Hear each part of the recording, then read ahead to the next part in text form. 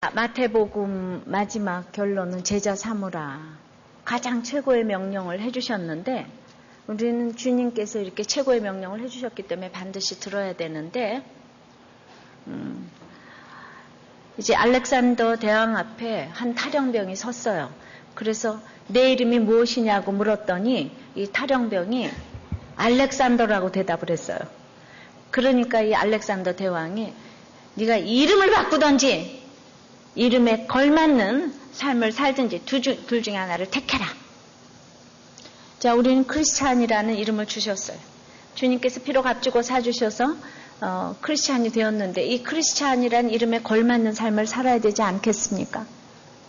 그것이 바로 이제 제자 삼는 이 명령인데 그래서 오늘 주님께서 정말 내가 크리스찬에 합당한 삶을 살기 위해서 제자 삼으라는 이 명령을 어떻게 지켜야지 될지 오늘 본문을 통해서 마지막 마태복음에서 이 마태가 전하는 그 말씀을 제가 드리기를 원합니다.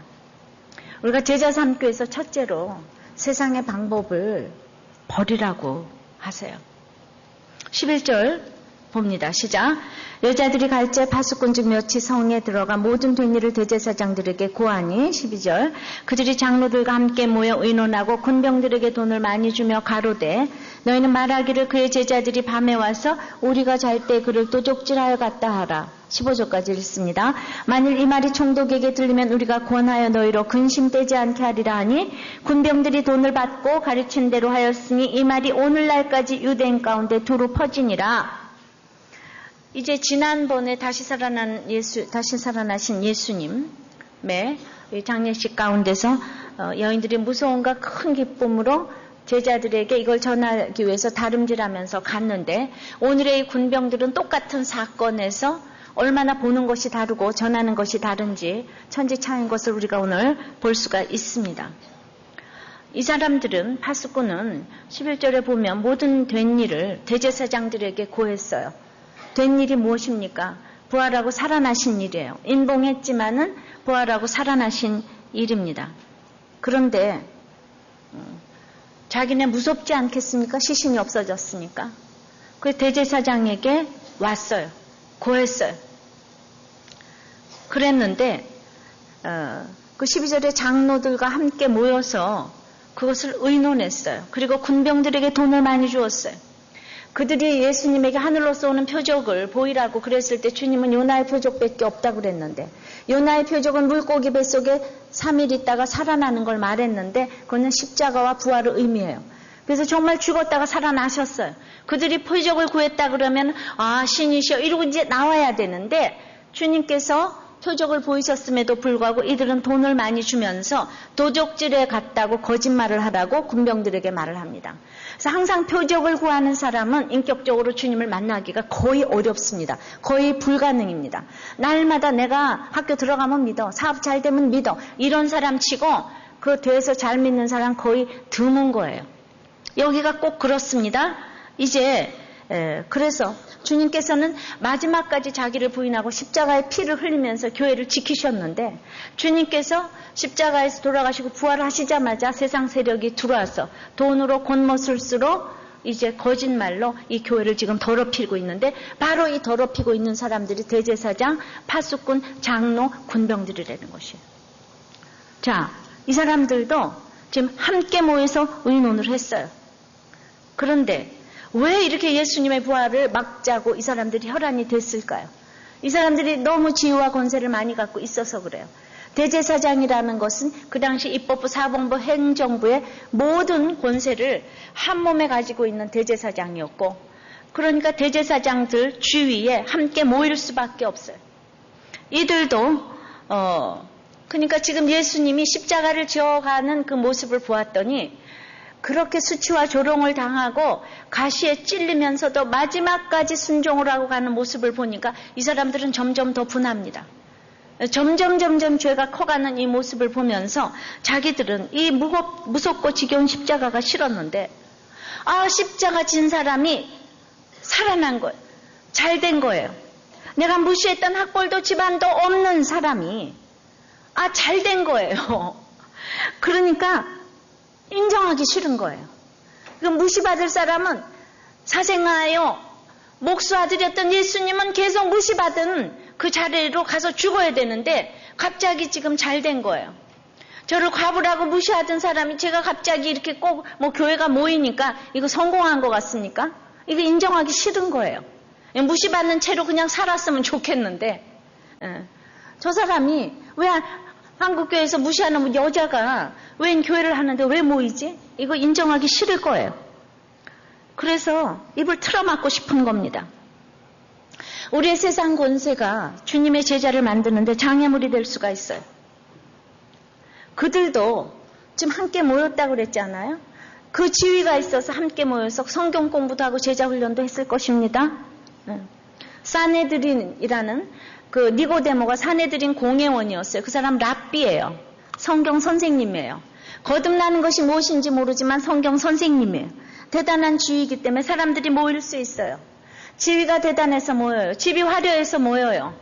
우리 목자들 중에서도 집이 화려해서 모여요. 지위가 대단해서 모일 수 있어요. 그러나 그것 때문에 제자를 만들 수는 없어요.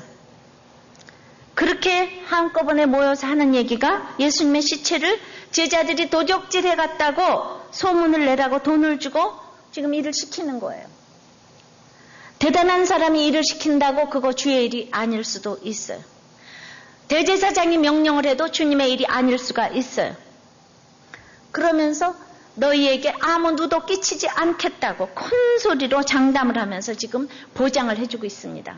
네가 이 거짓말해도 너에게는 아무 누가 없을 거야. 자, 이번에 보니까 자녀들을 위해서라면 지금 우리 구속된 회장이 이 짧은 시간 내에 뇌물로 13억 7천만 원을 썼다는 것입니다. 그러면은 그 자녀를 제자 만들 수 있겠습니까? 자녀 때문에 13억 7천만 원을 쓰면은 제자 만들 수 있겠습니까? 그 중에서는 서로에게 장래를 보장해 줬다는 얘기가 나와요. 그래서 지금 돈은 안 줘도 자녀를 입사시켜서 끝까지 책임지겠다고. 그러니까 청장도 다 무너지고, 자, 이렇게 됐을 때 환경에 장사가 없는 거죠. 그죠? 그러니까 여기서 서로 돈이 왔다 갔다 하고, 곤번술수, 거짓말. 그러니까 거짓말을 해달라. 그랬지요? 우리는 교단에서도 누구누구에게 줄 서면은 장래가 보장될 것 같아서 장래 때문에 충성을 다해서 교회를 봉사하고, 그래서 교회 개척을 받았어요. 그래서 이익을 받았어요. 근데 그것이 목적이었다면은 진정으로 제자라고 자부심을 가지고 큰 소리 칠 수 있겠습니까? 우리는 성경 말씀을 볼 때 이건 항상 대제사장 얘기라 이렇게 보시면 안 되는 거예요. 그러니까 우리 목장, 모든 사람들이 예수를 믿으면서도 계속 학벌 없는 걸 무시하고 집안이 없는 걸 무시하고, 그리고 그런 거를 내가 믿는다고 하면 그런 거 믿지 말고 현재 학벌을 믿고 현재 집안을 믿으라고 그렇게 큰 소리를 치르고 장담을 합니다. 너 그 집에 시집 가면 안 돼. 내가 이 집에 시집 가면 잘 될 걸 보장할게. 이러는 거예요. 아무 근심하지 말어. 그러니까 지금 15절에 군병들이 돈을 받고 가르친 대로 하였으니. 자, 그래서 우리는 자녀들이, 부모들이 돈을 많으면 자녀들에게 돈을 주고 가르칩니다. 인류학교를 보냅니다. 뭐 가진 대로 보냅니다. 그러면 자녀들은 돈을 받고 가르친 대로 하는 거예요. 부모에게 돈 받은 대로 다 하는 거예요. 예스면 되는 거예요.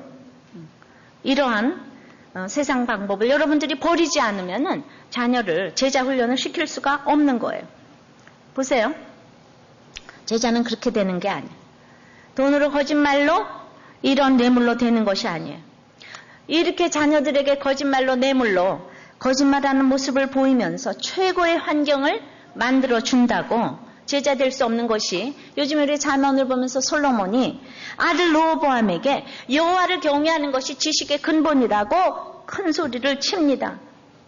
그리고 잠언 7장 4절 5절에도 보면은 지혜에게 너는 내 누이라, 명철에게 너는 내 친족이라. 그러면 너를 지켜서 음녀와 이방 여인에게서 빠지지 않게 하리라. 이렇게 부르짖으면서 너는 음녀를 취하지 말라고 외치고 소시의 짝을 버리지 말라고, 아내의 한 우물만 취하라고, 한 샘만 취하라고. 그러니까 절대로 바람 피지 말라고. 그게 또랑물이 돼서 거리에 흘러 넘치지 않게 하라고. 아내 외에 취하는 것을 또랑물이라고 합니다. 아내 외에 다른 여자를 취하면 이게 또랑물이라고 해요. 더러운 물. 그렇게 외쳤지만은, 그렇게 외치면서 솔로몬은 그렇게 외치고 있는 중에 첫 여자나 얻어들이면서 거짓말을 하고 있었어요. 이방과 무역을 하면서 이방의 여자들을 닥치는 대로 취했어요. 그래서 최고의 부강한 나라를 만들었어요. 애굽의 바로의 공주 또 데려왔어요. 그래서 그 최고의 환경, 부강했어요. 무역하면서 합리화했어요. 무역하는 나라마다 여자를 다 데려와서 부인 삼았어요. 그러니까 그렇게 돈 많이 벌고 금원을 3,000개나 지어서 잠언을 31장까지 썼어도 이제 르호보암의 자녀 삼는 건 실패했어요. 이제 아버지 시절에는 르호보암이 말 잘 들었어요. 아버지가 죽고 나서 자기가 정권을 가지게 되니까 아버지 원로 대신들을 다 무시하고 제끼고 자기 칠공자, 자기 친구들 데려다가 요직에 앉히고 그리고는 이 백성들을 전갈과 채찍으로 치리하리라. 이래서 제자 훈련은 완전 실패로 돌아갔습니다. 우리는 어려서 부모 말을 잘 듣는 것 같아도 이제 부모가 죽고 나면 부모가 살은 그대로 애들은 살 수밖에 없습니다. 삶의 결론이라는 말은 아무리 강조해도 지나침이 없는 거예요. 제가 홈페이지에서 우리 큐티 홈페이지에서 이런 나눔을 보았어요. 어떤 프랭클린이라는 자동차 정비공이 있었는데 15살까지 하도 맞아가지고 가출을 했대요. 그 3년 동안 집을 떠나서 3년 만에 집으로 돌아왔더니 이번에는 아버지가 또 180도로 변했다 그러면서 변해가지고 너무 사랑해 줬다는 거예요. 정비 기술도 가르쳐주고 그럴 때마다 또 맥주도 같이 마시면서 이렇게 얘기를 했대요. 어릴 때 내가 네가 잘 되라고 그렇게 때렸는데 결론은 가출했다. 그리고 하시는 말씀이 나도 살면서 많은 잘못을 저질렀는데 나는 누가 안 때려주는데 아들이 잘못한 것은 내가 때렸는데 나도 잘못하는 일이 많이 있는데 너는 오죽하겠느냐라는 생각을 하게 됐다는 거예요. 근데 내가 너를 때릴 수 있다면 너도 나를 때려야지 되겠는데 네가 나를 때리지 못하니까 그럼 서로 잘못했을 때마다 서로 때리면 둘 다 죽지 않겠느냐. 그래서 이제 서로 사랑해야 된다. 이렇게 했다는 거예요. 근데 프랭클린의 아버지가 죽게 되니까 이 프랭클린의 슬픔이 너무나 커서 아버지를 따라서 가려고 자살을 시도하게 되었다고. 예, 어떤 분한테 이런 얘기를 한 거를 올렸어요. 저는 이제 이 얘기를 왜 하냐면은 말씀이 없으면은 아무리 아버지에게 맞아도 정죄감을 가지게 되고 사랑받아도 정죄감을 가지게 돼서 우리가 부모란 언제나 부르면 눈물 나는 존재가 되어야 되지만은 그것 때문에 슬퍼서 자살까지 하게 되면은 그거는 세상 것을 버리지 못한 것이에요. 우리는 아무리 잘해줘도 아무리 때려도 말씀이 없으면 다 헛고예요. 헛고. 예. 아무리 잘해줘도 세상 그러니까 주님의 십자가가 지혜라 그랬는데 그러니까 최고의 자녀 교육은 뭐라고요? 항상 다른 사람들에게 잘하는 거예요. 정말 내 자녀가 귀하면 다른 자녀에게 잘하는 거. 내 자녀 끼우고 그러니까 위험한 자부론 자부심을 위협받는 자부심 이론을 지난번에 했잖아요. 자녀를 아무리 잘해줘도 또 때려도 이게 다 지혜가 없는 거예요. 그러니까 이제 우리는 이 세상은 물질이 신이기 때문에 돈이면 다 되는 거예요. 그래서 우리는 이렇게 생각해. 돈 때문에 떨어지고 돈 때문에 결혼 못하고 돈 때문에 무시받았고 그렇게 생각하다가 이제 돈으로 학교 찾아가고 돈 많은 사람 좋아하고 그래서 다 이 세상은 엄밀히 말하면 돈 주고 돈 받는 모임이에요. 가족 모임도 돈이 없으면 모임이 잘 되지를 않아요. 예. 없는 집은 맨날 외식합니까? 있는 집이나 날마다 외식하죠. 예. 돈 주고 돈 받는 가족 모임, 돈 주고 돈 받는 학교 모임. 그래서 이번에도 미술계의 신데렐라 각자 박사 파문이 일어났어요. 35살에 이제 예일대 박사 출신인데 모든 미대 교수들을 제치고 광주 비엔날레의 예술감독까지 됐는데 이 사람의 학력이 어떤 학력인가 하면 서울미대를 중퇴하고 캔자스대에서 학부를 졸업하고 거기서 또 MBA를 하고 예일대 박사를 했대요. 그런데 이것이 다 가짜래요. 고졸이래요. 그냥 뭐 박사 못 받은 정도가 아니라 고졸이래요. 논문도 표절했대요. 미술계의 황우석이라고 그럽디다. 그런데 이 자매는 산풍 사건 때도 살아났다는 거예요. 산풍 사건 때 살아났는데 그때 하나님께서 경고를 주셨는데 사람이 아무리 사건이 와도 경고를 못 받는 사람은 이렇게 또 일을 저지르는 거예요. 그래서 이렇게 얘기를 했다는 거예요. 내가 받기도 확실히 받았지만 외국에 있다가 그까짓 것도 못 받으면 어떠냐. 내가 이 일 잘하면 그만 아니냐. 이렇게 얘기를 했다는 거예요. 황우석 씨도 줄기세포 1개 못 얻고 2개 못 얻냐. 이렇게 생각하는 가치관이 아무리 서울대학교 박사를 받아도 그런 생각을 가지게 되고 그러니까 이렇게 세상 방법을 버리지 않으면은 교수가 돼서도 진짜 무슨 누구의 제자가 되겠습니까? 아버지의 제자가 되겠습니까? 이건 누구의 제자가 돼서 이런 일을 이렇게 할 수 있는 것입니까? 그래서 우리는 그러므로 아무리 도적질 해갔다 그러고 이 사람들이 난리를 치고 거짓말을 했어도 부활을 막을 수가 없다 그랬죠. 이제 세상 사람들은 그 유대인 학살도 홀로코스트를 부정하는 모임이 이번 11일, 12일에 이란에서 국제회의가 열렸는데 유대인 학살은 없었던 거랬는데 거기에 동조하는 또 신학자들이 있다는 거예요. 학자가 돼도 이 거짓말을 아주 신봉하는 그걸로 그렇게 또 박사가 있고 그러니까 우리는 정말 분별을 잘 하셔야 되는 거예요. 그랬는데 그 유대인들이 예수님 이제 부활하시고 나서 십자가와 그 부활의 장소를 너무 이렇게 가니까 로마 황제가 이제 135년에 하드리안이 저 성전을 좀 없애야 되겠다 싶어서 거기다가 제우스 신전을 세운 거예요. 그렇게 예수님을 잊어버리게 하고자 했지만은 313년에 콘스탄티누스 황제가 기독교를 공인하면서 이왕이면은 예수님의 십자가 그 자리를 찾아서 내가 성전을 짓겠다. 거기가 어디냐 그랬더니 하드리안이 너무너무 보존을 잘해놔서 그 제우스 신전.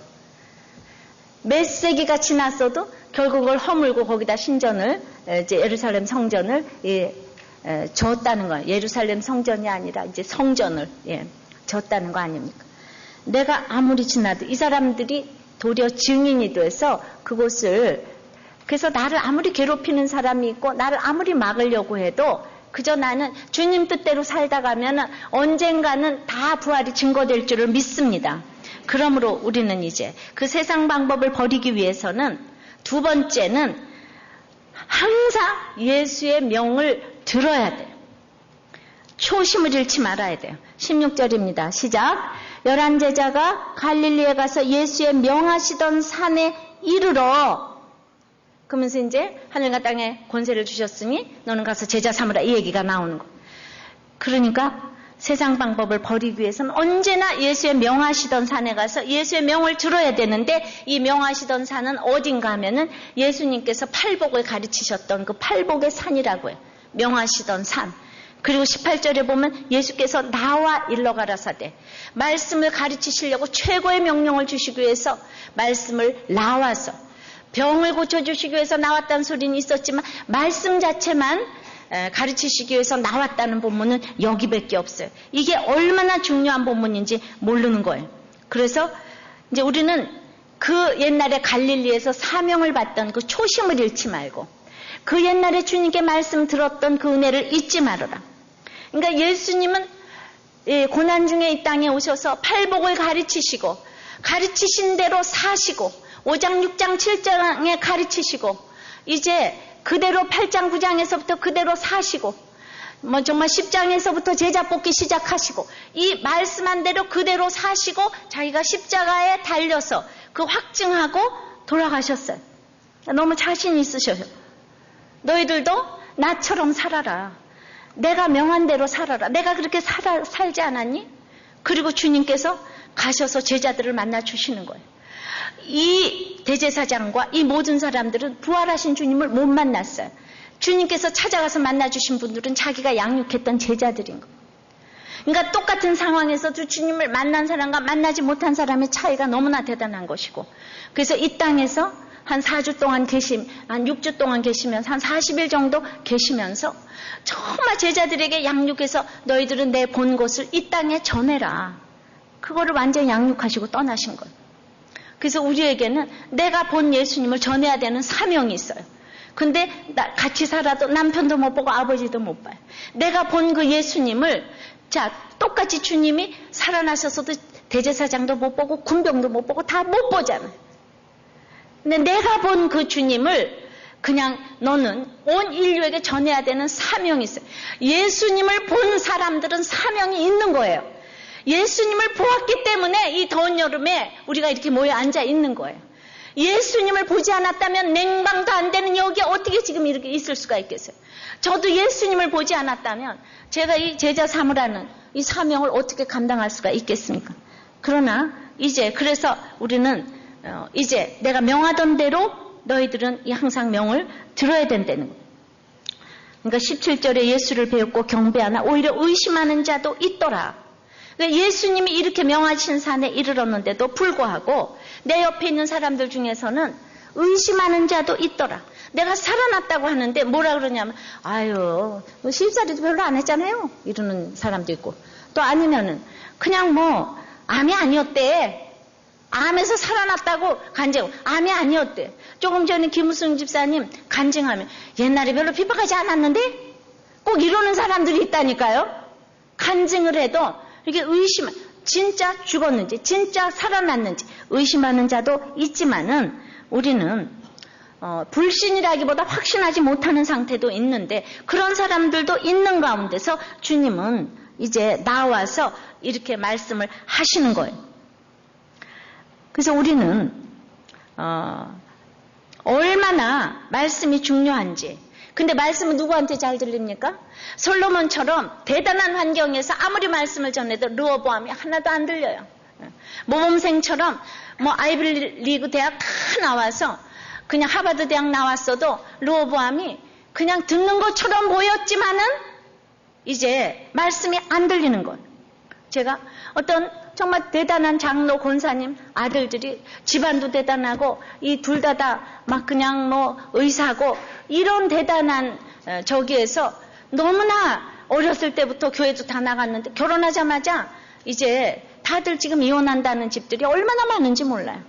어디서 무엇이 잘못됐는가? 솔로몬처럼 환경이 너무 좋아서 그런 것이 아닌가.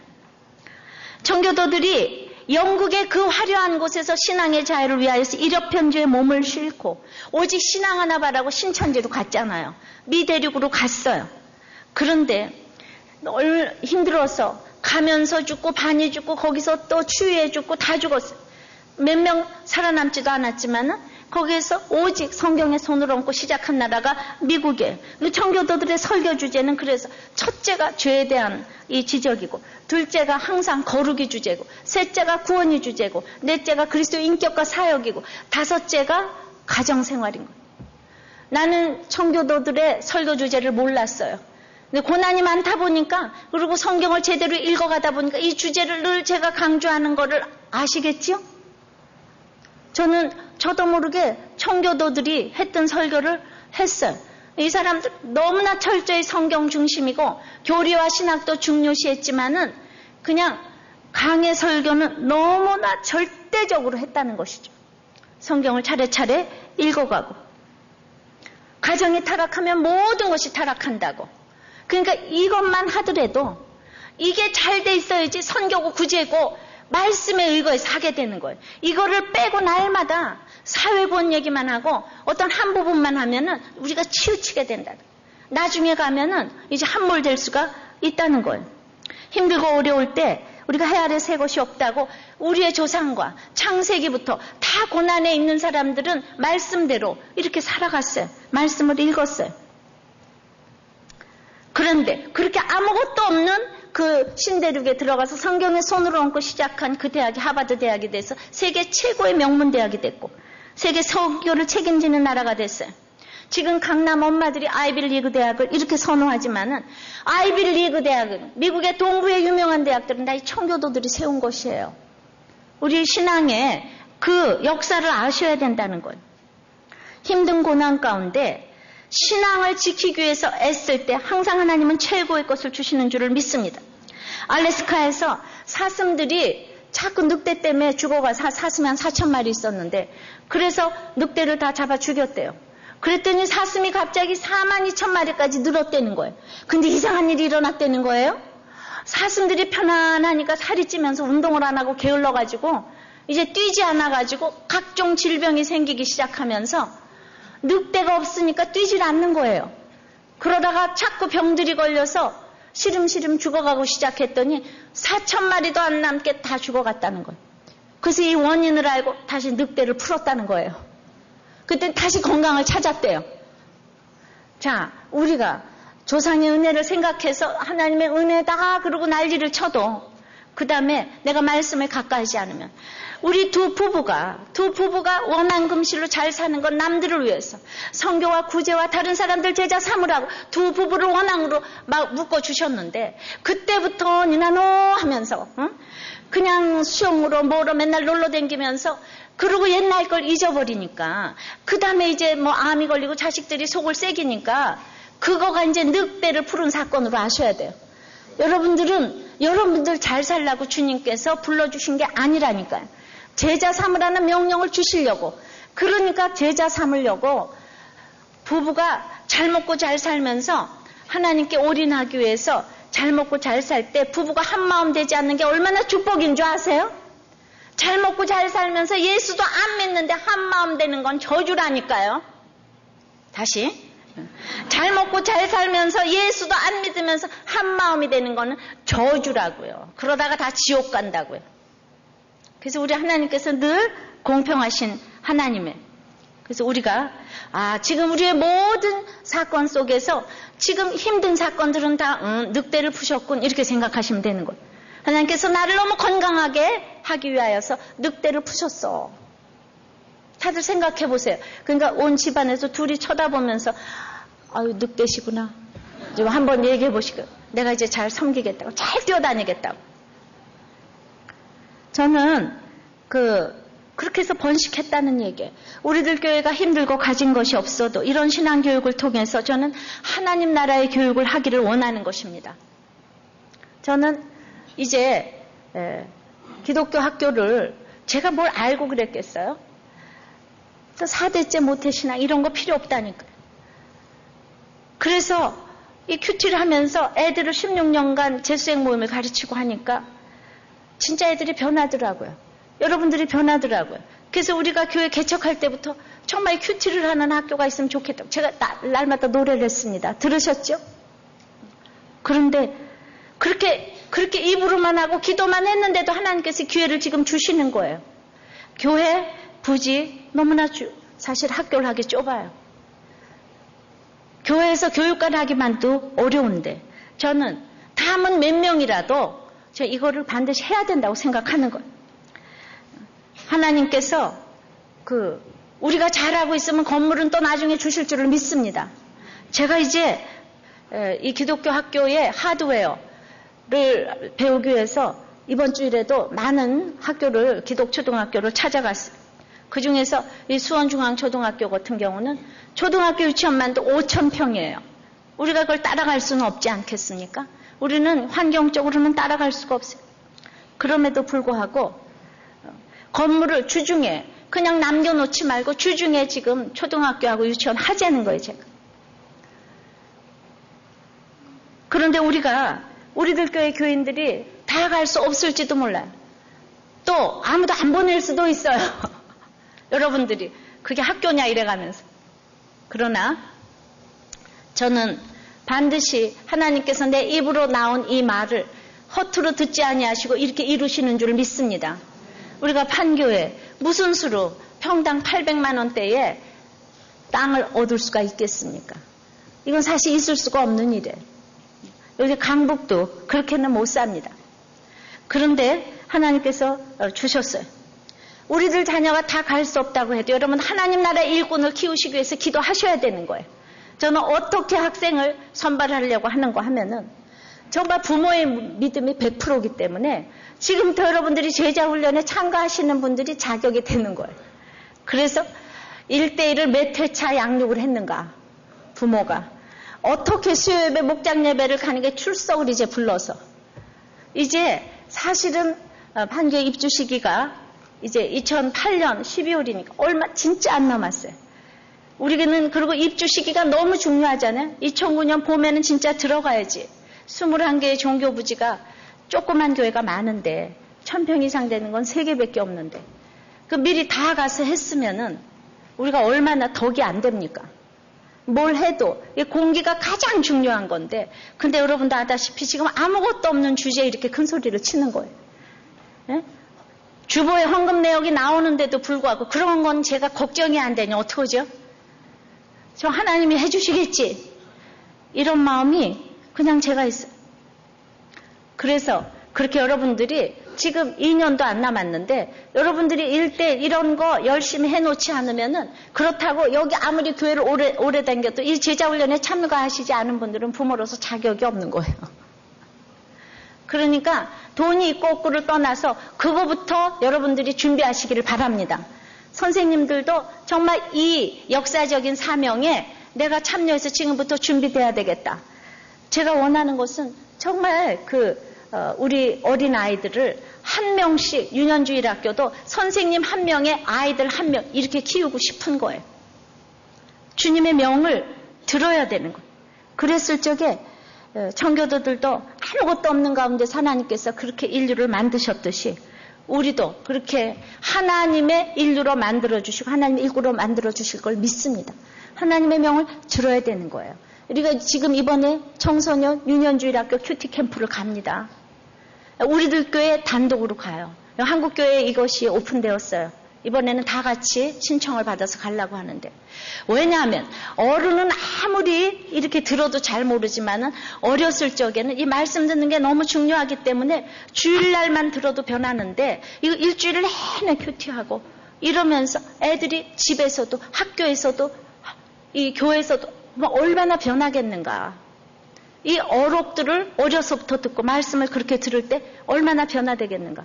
이런 거를 3, 4일을 집중적으로 하루 종일 말씀으로 가서 애들이 들었을 적에 애들이 어렸을 때 받는 거는 충격인 거예요. 기억이 너무 되는 거예요. 여러분들 학원 보내고 이런다고 이거 안 보내시면 진짜 실수하시는 거예요. 반드시 여기를 보내시고 또 정말 큐티를 가르치시고 싶은 그 아이들은 정말 우리들 교회 주체가 아니고 큐티 선교의 주체이기 때문에 누구도 와도 돼서 말씀을 좀 배우기를 바랍니다. 그래서 저는 이러한 사명을 내가 마음만 가져도 이렇게 하나님께서 허락해 주셨는데 지금 모든 것은 너무 열악합니다. 너무 열악하지만은 여러분들이 그러니까 기도 많이 해주셔야 되는 거예요. 내 아이들을 위해서도 또 내 아이들이 못 간다고 할지라도 하나님 나라 일꾼을 키우기 위해서 여러분들이 기도 많이 해주시기를 바랍니다. 그러기 위해서 세 번째는 하나님께서 하늘과 땅의 권세를 주셨다고 그랬어요. 18절입니다. 시작. 예수께서 나와 일러 가라사대 하늘과 땅의 모든 권세를 내게 주셨으니 그러므로 너희는 가서 모든 족속으로 제자를 삼아 아버지와 아들과 성령의 이름으로 세례를 주고 내가 너희에게 분부한 모든 것을 가르쳐 지키게 하라. 볼지어다 내가 세상 끝날까지 너희와 항상 함께 있으리라 하시니라. 주님이 천국을 위해서 모든 것을 바쳤기 때문에 이제 천국의 모든 권세를 주시는 거예요.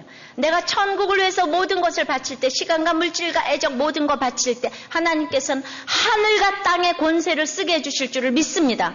그러므로 우리들 교회도 하늘과 땅의 모든 권세를 주실 줄을 믿습니다. 이제 우리는 주님이 십자가 지시기 이전의 권세와 십자가 지시고 나서의 권세가 너무 다르신 거예요. 주님은 원하시면 우리에게 돈도 주시고 나라도 주시고 권세도 주시고 명예도 다 주시는데 그런 권세를 가지고 내가 무엇을 해야지 되는가 하면 19절에 맨 처음에 가서 먼저 가라는 거예요. 그리고 세례를 주고 그리고 가르쳐 지키게 하라. 세 가지 이게 동사가 아니고 이제 분사라고 그랬어요. 가서는 명령 분사고 또 가르쳐 또 이제 세례를 주고는 현재 분사고 이제 가르치는 것도 명령 분사고, 분사가 3개가 둘러싸여서 명령 동사인 제자를 삼아. 여기서 동사는 제자를 삼는다는 거 하나예요. 제자를 삼아. 그래서 가서 제자 삼고, 세례해주고 제자 삼고, 가르쳐서 제자 삼고. 그러니까 우리의 인생은 제자 삼기 위해서 교회해야 되고, 제자 삼기 위해서 학교해야 되고, 제자 삼기 위해서 결혼해야 되고, 제자 삼기 위해서 직장도 가야 되는 거. 인생의 목적이 오직 그런 거. 하나님의 형상을 붕어빵으로 만들어내기 위해서. 그러니까 우리는 이제 이 명령을 들어야 돼요. 이게 명령이라고 그랬어요. 명령 분사라고 그랬어요. 명령 동사라고 그랬어요. 해도 안 해도 되는 것이 아니라 이 최고의 명령인 이 명령을 우리가 들어야 되는데, 먼저는 가서 그랬어요. 가서. 앉아있지 말고 일어나 가서 모든 족속으로 제자를 삼으래. 그러니까 첫째는 누구를 제자 삼아야? 모든 족속. 그러니까 첫째는 자녀를 제자 삼아야 되고, 두 번째는 하나님이 붙여주시는 사람을 제자 삼아야 되고, 고통 가운데 있는 이 지체는 이것이 제자 삼으라는 사인으로 보고, 신호로 보고 가서 제자 삼아야 돼. 그 다음은 교회 공동체에서 목자로, 목원으로 가서 제자를 삼아야 되는 거예요. 그래서 제가 이 제자 삼으라, 날마다 이 얘기를 제가 했는데, 이게 마지막으로 주님께서 정리를 해주시는 거예요. 그래서 유년주일학교, 중고등부, 청년부도 이제 교사들을 교사라 그러지 아니하고 이제 다 목자라 그럴 참에, 어른들도. 왜냐하면 그 어린이 목장도 제자 삼으라는 거예요. 제자로 키워내라는 거예요. 교사라 그러니까 틀렸어요. 이제 목자라 그래서 어린이도 목자, 중고등부도 어른도 다 목자라고 할 거예요. 그러니까 교사, 목자, 이제 거기에다 교사, 목자가 붙겠지만은 그만큼 서로 사랑하는 마음으로 목장이 돼서 제가 1:1 교사 시스템까지 갈 수 있을 정도로, 우리들 교회에 온 사람들은 무조건 어린아이들은 말씀으로 양육받는데, 어른들이 은혜 받았으면 아이들 가르쳐야 되는, 자기 자녀를 가르치듯이 1:1로 가르쳐야 되는 그런 나를 위해서 지금 준비되어지고 있고, 또 여러분들 가운데서는 거기에 동기가 지금 분명히 유발될 수 있다고 생각이 됩니다. 지금 우리들 교회가 그렇게 이미 평신도로 목장 시스템이 이루어지고 있기 때문에, 그래서 교사가 하는 일이 뭔가 하면, 이 목자가 하는 일이 뭔가 하면, 세례를 주고는요, 이제 이렇게 죄를 보게 해주는 이런 목자가 돼야 되는 거예요. 죄를 보게 해줘야 돼요. 내가 어린이나 부부간에나 예수 안 믿는 모든 사람들에게 죄를 보게 해줘야지 제자를 삼을 수가 있는 거예요. 말로가 아니라, 솔로몬처럼 입으로만 아니라 삶으로 정말 그 죄를 보게 해줘야 된다는 것입니다. 이제 그리고는 내가 예수를 믿고 죄를 보게 해주고, 그래서 세례를 베풀고, 계속적으로 세례를 베풀어 가면서 계속적으로 죄를 보게 해줘가면서 가르쳐 지키게 하라. 양육이 돼서 그리스도의 인격과 사역을 계속 이루어 가는 거예요. 나는 할 수 없지요. 왜냐하면 성도는 혼자서 이 세상을 살아갈 수가 없으니까 주님께서 약속해 주시는 거예요. 볼지어다 내가 세상 끝날까지 너희와 항상 함께 있으리라 약속해 주셨죠. 명령을 주셨으니까 약속을 주셨잖아요. 주님이 명령 주실 때는 자신이 있어서 명령 주시는 거예요. 그래서 이 약속을 믿고 우리가 제자를 삼아야 될 줄을 믿습니다. 주님께서 너에게 분부한 모든 것을 가르쳐 지키게 하라 그러면, 여러분들이 주님께 분부받은 것이 있으면은 이제 가야 되고 가르쳐 지키게 해야 되고, 지금 분부받은 것이 없으면은 이제는 배우기로 작정을 하셔야 돼요. 오늘 기초교리반에는 재림에 대해서 배워요. 기초교리반은 그냥 그 과목은 배우면 다른 데 안 배워도 돼요. 그냥 아무 때나 여러분들 시간이 있을 때 들어가서 이 8주를 거치셔야 돼요. 모르는 것 있으면 들어가서 배우셔야 돼요. 배우기로 작정을 하셔야 돼요. 분부받은 것이 없으면은 분부를 받으셔야 되고, 분부받은 것이 있으면 가셔야 돼요. 저는 먼데 얘기를 하지 않겠어요. 나는 이런 목원이 있으면은 이런 목자가 있으면 좋겠는데, 내가 목원에 올린 것을 나눠드리고 목자가 올린 것을 하나 나눠드리기를 원합니다. 이런 글이 올라왔어요. 기도 제목에. 자기는 생후 3개월 때부터 자기 딸을 때리기 시작을 했다는 거예요. 그냥 운다고 때리고, 그냥 시간이 갈수록 강도가 세져가지고 3살 때쯤에는 뺨이나 머리를 때리지 않으면 분이 풀리지 않을 정도가 되었고, 언어 폭력까지 함께 되고. 근데 이제 문제는 자기 딸을 바라보는 시선인데, 자기가 이제 그 친구들과 비교해서 가난한 결혼 생활을 하고 있으니까 자기는 딸이라도 자기의 하나님께서 사랑하신다면 우리 딸을 통하여서 나의 자존심을 회복해 해주고 이 아이에게는 좋은 거를 줘야 되지 않겠는가, 이렇게 생각을 했는데, 점점 시간이 지날수록 다른 아이들보다 모든 면에서 더 느리고 막 병원까지 가보라고 이런 얘기를 들으니까 너무나 낭망이 돼가지고 절망스러워가지고 하나님이 이해가 되지 아니하고, 그러면서 이런 마음으로 딸을 날마다 쳐다보니까 점점 분노를 표출하면서 밤에 잠 안 잔다고 때리고, 오줌 못 가린다고 때리고, 가만히 있지 못한다고 때리고, 음료수를 자꾸 엎지른다고 때리고, 떼부린다고 때리고. 그러니까 보통의 아이들이라면 다 하는 실수를 감당하지 못하고 그때마다 미친 사람처럼 소리를 질러가면서 엉덩이, 머리, 다리를 사정없이 때렸고, 분이 풀리지 않으면 너 같은 게 왜 내 딸인지 모르겠어, 너랑 같이 살기 정말 싫어하고 아이 얼굴에다 대고 악다구니를 퍼부었다. 그리고 나서 정신이 들면 제가 한 짓이 제가 감당이 안 돼서 아이 앞에 주저앉아서 엉엉 울었답니다. 그러면 이 두 돌도 안 된 아기가 휴지를 가져와서 제 눈물을 닦아주면서 같이 울었대요. 자, 하나님 앞에 엎드려서 제발 때리지 않게 손목이라도 잘라달라고 울부짖으면서 기도했지만은 저의 혈기는 나아지지 아니하고 점점 더 심해지고 거의 매일같이 때리고 반복되는 이 생활에 지쳐 정말 죽고 싶다는 생각밖에는 들지 않았답니다. 그러니까 우리들 가운데는 이렇게 죽어도 해결되지 않는 이런 것들이 참 많이 있는 것 같아요. 그러다가 제 설교를 듣기 시작했고 수요예배 나오기 시작하면서 혈기가 조금씩 없어지기 시작했는데, 정말 말씀을 들으면서 자기가 그렇게 할 수밖에 없었던 하나님의 사정을 이해하게 되었고, 그리고 이 목장에서 먼저 걸어가고 계신 목자님을 직접 보면서 학습이 되어서 이 아이의 실수에 대해 혈기가 거의 나타나지 않을 정도로 정말 많이 좋아졌다. 그래서 제가 기독교 학교도 제가 크리스찬 스쿨이잖아요. 그러니까 선생님들을 보고 아이들이 달라지는 거예요. 그 지식을 얼마나 배우겠습니까? 그러니까 항상 보여주는 학습이 최고인 거예요. 그러니까 엄마가 보여주고 선생님이 보여주고 교회에서 목사가 보여주고 목자가 보여주고, 이게 가장 중요한 거래요. 시설도 좋으면 더할 나위 없이 좋겠지만 가장 중요한 거는 말씀과 사랑 많은 선생님과 어머니란 말입니다. 그런데 자기가 정말 좋아지기 시작하는데, 그런데 이제 감사하고 있었는데 이제 딸이 이제 문제가 일어나기 시작한 거예요. 이 딸이 혈기를 부리기 시작했어요. 4살 된 딸이. 자기 마음대로 해주지 않거나 말을 잘못 알아들어서 2번 물으면 이 아이가 미친 듯이 소리를 지르고 주먹으로 바닥을 치며 울어대고, 엄마 얼굴을 보라고 해도 고개를 마구 저으며 안 본다고 악을 쓰고 자기 머리를 막 때리면서 자학을 한다는 거예요. 그런데 우리 딸이 이렇게 아파하는 것은 내 삶의 결과라는 것을 알면서도 이제 이 훈련님을 알기 때문에 끝까지 이제 이렇게 같은 톤으로 대해야 된다는 걸 알지만은 제가 너무 제게는 그 능력이 없습니다. 며칠은 잘하지만 어느 한계가 오면 또 폭발을 하고 때립니다. 물론 예전처럼은 아니지만 우리 딸의 영을 위해, 구원을 위해 제가 절대로 평정을 잃으면 안 되기 때문에 기도 도움을 간절히 요청합니다. 저는 이미 이런 얘기를 오픈하지 않냐고 평생을 갔을 때 이 집안의 저주를 생각을 해보세요.